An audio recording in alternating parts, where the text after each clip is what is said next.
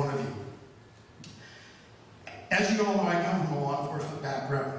My father, where's he at? Right there. Mom and Dad. My dad's a retired police chief. I spent 33 years behind the badge in the city right now. I've seen how this economy affects our crime rate, the downturn in the economy that affects our family and our community.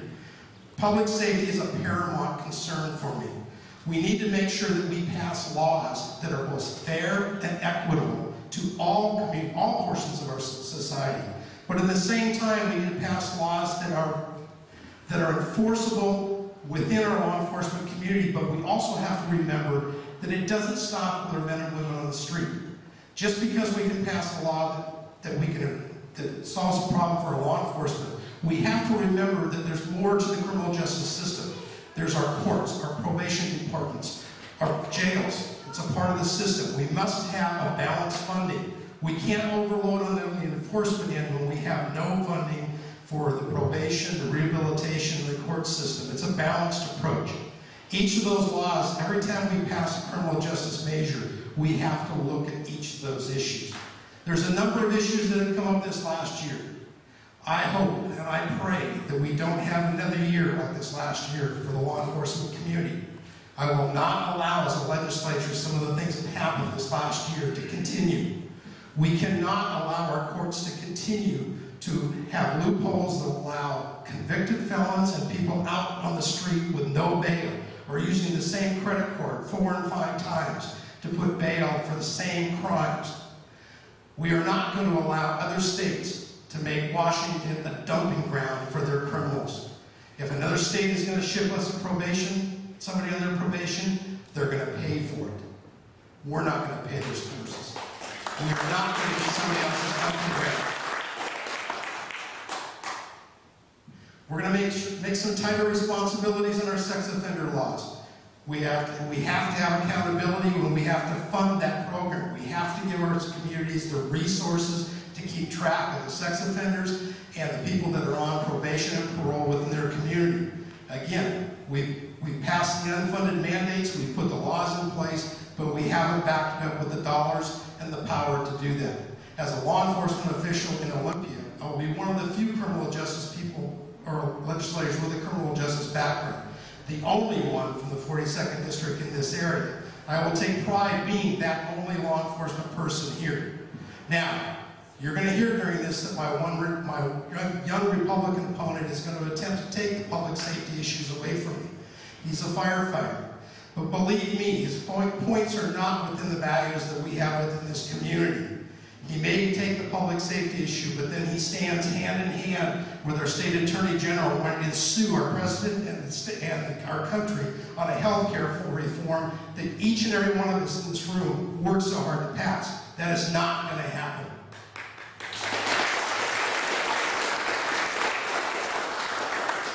This is going to be a tough race. I'm not going to try to sugarcoat it. We have an important race. We have 5 people in this race. It is going to be a very tough race. Our candidacy has already been tagged on different things. If you read the paper, we've been told that one of my opponents is like a Formula 1 race car. Well, I tell you what, folks, Formula 1 race cars have one problem. They run out of gas and they spin their tires. Our campaign follows more like the old fable of the tortoise and the hare. The tortoise always won. And that's how we're going to keep plugging away this campaign. We're out hitting doorbells. The last 2 weeks, we hit 1,600 doors in the city, talking to people on their doorstep, finding out the issues that were here and what were the concerns for them on the street. That's how we're going to continue this campaign. But I need your help. I need everyone in this room's help. By coming here tonight, you show my support. But I'm going to challenge you on a couple more issues. I need each and every one of you to go out and find 5 of your friends. 5 of your friends is all I'm asking. Take one of my brochures, take one of my envelopes, but get 5 friends that commit that they're going to come out in August and vote for our candidacy in August 17th. We need to come through August 17th in the top 2 primary. We are going to come through. We will be in the general election. But each of you need to help me with that favor and come out and get those 5 votes, those 5 other people. If each of you do this, those are 5 more doors that we're going to be able to hit. So I'll challenge you to please do that for me.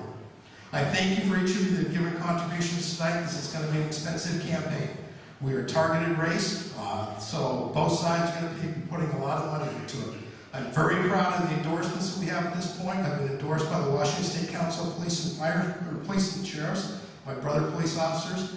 I just last 2 weeks, or 2 weeks ago, I received the unanimous endorsement from the Washington State Labor Council. That was a great honor to receive that endorsement. On the tables, you'll see a list of some of the community leaders and people around the community that have endorsed my campaign.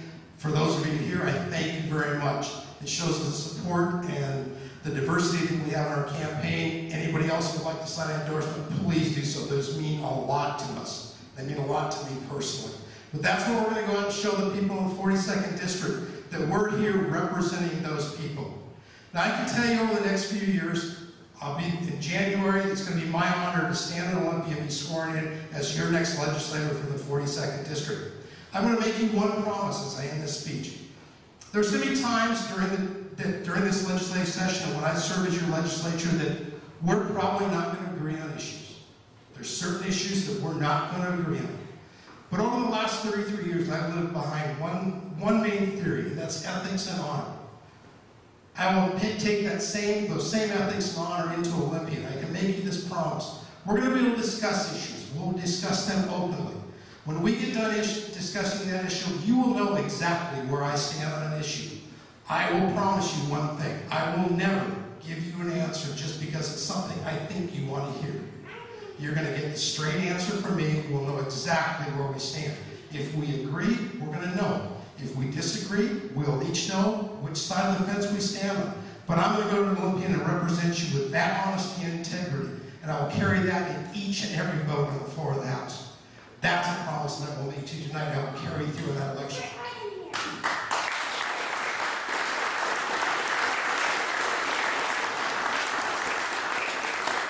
As I said, we're going to hear a lot about different issues through the campaign. We'll be mailing to you. We'll be coming to your doorstep. I ask you if you have questions during this thing, if there's any concerns on issues, call me. Contact me. Go through my campaign manager. I want to hear your issues. I want to find what the pulse of our district is. Oh, she's going to dance. She told us she was going to dance at Grandpa's event, so I'm not sure what that means. But ladies and gentlemen, that's the basis of our campaign. I'm not going to make a big long speech on this tonight. Again, thank you very much for being here. Now, I have one other favor. One more favor. I know I sort of sound like Lois. Too bad she wasn't here. We need some help on June 17th. June 17th is the endorsement procedure, the endorsement night of the Whatcom County Democrats. I would like to have the Whatcom County Democrats endorsement. That means I need people to join, be members of the Whatcom County Democratic Party. We have till June 2nd to put your membership in. It's an open membership meeting, and it's a vote of the membership.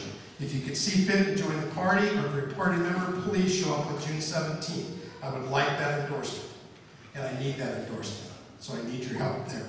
So ladies and gentlemen, again, thank you very much for coming this evening. I appreciate it. Let's enjoy the thing. But wait, one more thing. Pat, come on here. I forgot this. As I said, when we got into this race, I had full intentions on taking on my former young Republican opponent, a.k.a. Dougie. I didn't get that honor. Unfortunately, or I guess fortunately, Mr. Pat Jones is now going to take him on. Ladies and gentlemen, please get behind Pat's campaign.